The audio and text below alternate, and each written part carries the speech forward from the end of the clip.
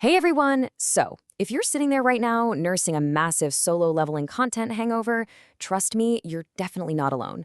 We've all been there, right? You've just witnessed the incredible aura farming, the unstoppable overpowered protagonist, and that insanely satisfying journey from the absolute bottom to the undisputed top. And now, you're just craving more. Well, you're in exactly the right place. In this explainer, we're going to break down 10 anime every single solo leveling fan absolutely shouldn't miss out on. We've curated this awesome list of shows featuring powerful protagonists who start off getting totally underestimated, only to turn around and prove they're the greatest of all time. Okay, let's dive straight into our quest board. We're looking at time travel and sweet revenge, dungeon crawlers and stat boosts, pure skill and gamer kings, reborn monsters and dragon slayers, and finally, hidden overpowered protagonists. So, kicking things off with Category 1, time travel and sweet revenge. There's a really direct parallel we can draw right away with Tomb Raider King.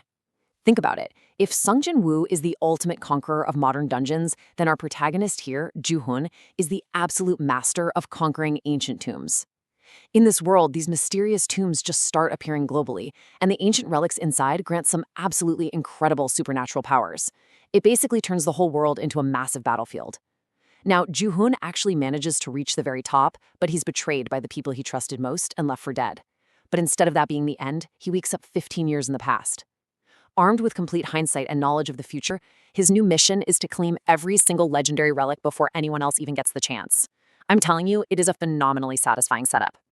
Keeping with that same vibe, let's look at Jack of all trades, Party of none. This is basically the quintessential story for fans who just love watching the main character get kicked out for being quote-unquote too weak.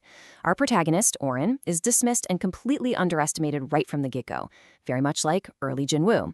But as he builds a brand new team and starts uncovering the truth behind his forgettable past, he just totally shatters everyone's expectations.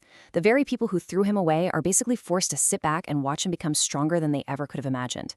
Every single victory in this series, it just feels like glorious payback. Moving right along to Category 2, Dungeon Crawlers and Stat Boosts. First up in this group is Danmachi, which honestly is arguably one of the best fantasy anime you can watch right now. Both Danmachi and Solo Leveling revolve around this idea of a protagonist starting at the absolute bottom of the barrel.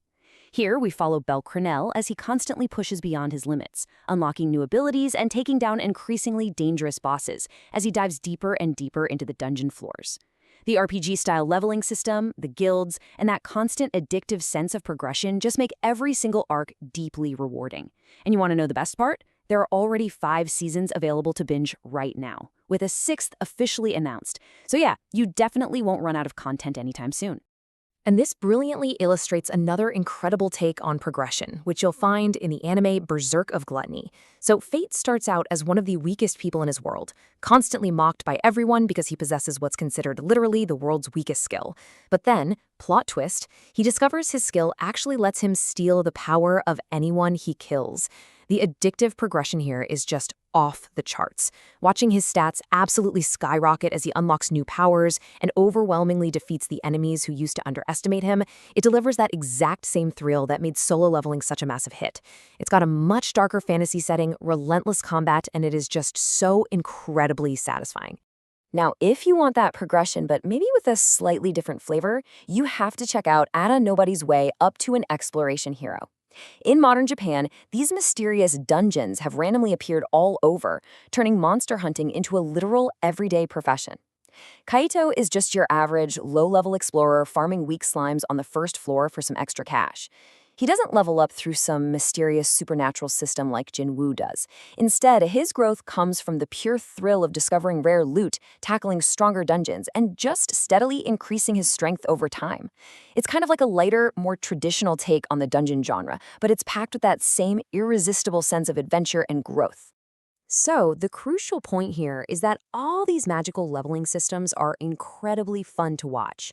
But, I really have to ask, what if you actually prefer pure tactical skill over magical systems? Like, what if you want a protagonist who relies entirely on their own brain and their own gamer instincts? Well, that brings us to Category 3, Pure Skill and Gamer Kings. While Solo Leveling focuses pretty heavily on overwhelming, system-granted power, Shangri-La Frontier delivers that identical level of excitement, but through pure, skill-based progression. Our protagonist, Sunraku, isn't the strongest because some mysterious system magically chose him.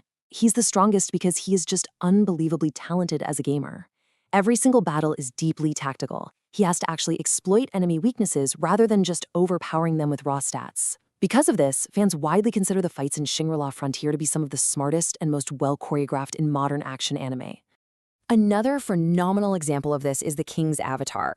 Just like Jinwoo, the main character here has to start over from absolute scratch and rebuilds himself into a complete legend, achieving overwhelming dominance while using the game's weakest class. His opponents are constantly left just scratching their heads, wondering how on earth one single player can be so incredibly dominant. Now, there's no fantasy magic here. It's entirely set in a highly competitive gaming world. But the strategy, the teamwork, and the pure, unadulterated skill make the action feel just as intense and as hype as any major shonen battle. All right, on to Category 4, Reborn Monsters and Dragon Slayers. Let's move to and see how this builds a completely different kind of zero-to-hero story in the Unwanted Undead Adventurer. So we have an adventurer named Rent who basically hunted weak monsters for 10 straight years with pretty much zero success. He stumbles upon a legendary dragon deep in a labyrinth and, well, is instantly killed. But instead of staying dead, he reawakens as a skeleton, which is like the absolute weakest type of undead monster imaginable. But rather than giving up, he discovers this evolution system. By defeating more monsters, he evolves from a simple skeleton to a ghoul and towards even stronger, genuinely terrifying undead forms. It is just a fantastic hidden gem of a show. Next up in this category is Ragna Crimson. Now, unlike Jinwoo's game-like system, Ragna's source of power is actually his own future self. Ragna starts out completely outmatched, but his future self essentially grants him the overwhelming power needed to hunt dragons, the very creatures that drove humanity to the brink of extinction. Both of these shows are just packed with impossible battles and these awesome moments where the protagonist completely flips a losing fight in an instant. But Ragna's progression is more of a relentless race against destiny, where every single battle could literally decide the survival of the human race. If you want nonstop action and insanely powerful villains, this one absolutely delivers. And finally, Category 5, Hidden Overpowered Protagonists. Honestly, no one embodies this trope better right now than Sid from The Eminence in Shadow. Fans are quick to point out that every single episode is packed with hype moments that make Sid one of the coolest overpowered protagonists out there. A total Chad, basically. Sid meticulously hides his true strength, while everyone around him just completely dismisses him. Both this show and Solo Leveling deliver breathtaking fights and insane abilities, where the hero just completely overwhelms enemies who smugly believed their victory was guaranteed.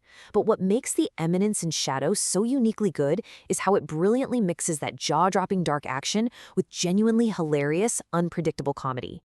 So we've covered time-traveling Tomb Raiders, tactical gamer kings, evolving undead skeletons, and hilariously overpowered hidden shadows. The takeaway here is pretty clear. The spirit of Solo Leveling lives on in so many incredible stories. So the only question left for you as we wrap up this explainer is, which overpowered protagonist's journey are you going to choose next to fill that void? Pick your trope and start your next great adventure. Thanks so much for joining me today, and happy watching.